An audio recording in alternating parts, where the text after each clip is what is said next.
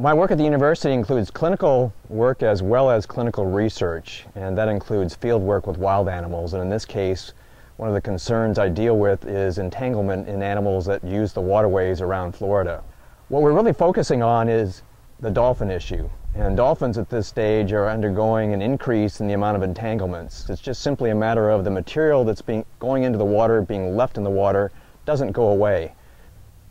This problem impacts the dolphins in a couple of different ways. One is just actually swimming through the line itself. It can get caught through their mouth, it can get caught around their dorsal fin, their flippers in the front, even their tail, and sometimes all those areas. And as a result, it can impede them from eating, from fishing, and result in infection and death. At first you'd think the line wouldn't be a big problem for dolphins, but realistically what happens is once that line gets wrapped around the individual, there's drag that's applied.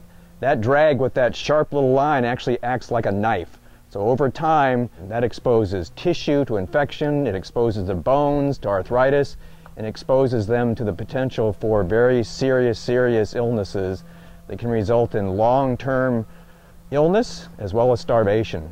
What our group does is once an issue is found, we'll respond as the medical team to disentangle the animal, keep it healthy during the handling process, and hopefully send it back to its home environment healthier than we found it. So what you'll see in some cases is us holding the animal on a mat in order to stabilize things that are going on. And once on that mat, we can get control over the animal to the point where we can see what we're doing in some cases. In other cases, we can't. Take the line off as quick as possible, get a blood sample to make sure the animal is healthy and to see if there is anything else going on. Try to ascertain if there's anything that's going to be long-standing.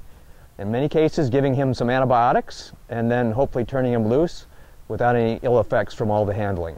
We work with another series of groups around the state, Hub SeaWorld Research Institute, Harbor Branch Oceanographic Institute, Mote Marine, and what we're trying to do as a group is to really study the problem, see where we need to intervene quickly in terms of the live animals and what we can do to prevent it in the wild. So we determine if the animal's in trouble or not, we monitor them, and then we call in veterinarians like Dr. Walsh to come help with the rescue. And the study area we work in is called the Indian River Lagoon System, which is an estuary located on the east coast of Florida. And what we're finding is that the dolphins in here, we estimate their population to be about 700 animals.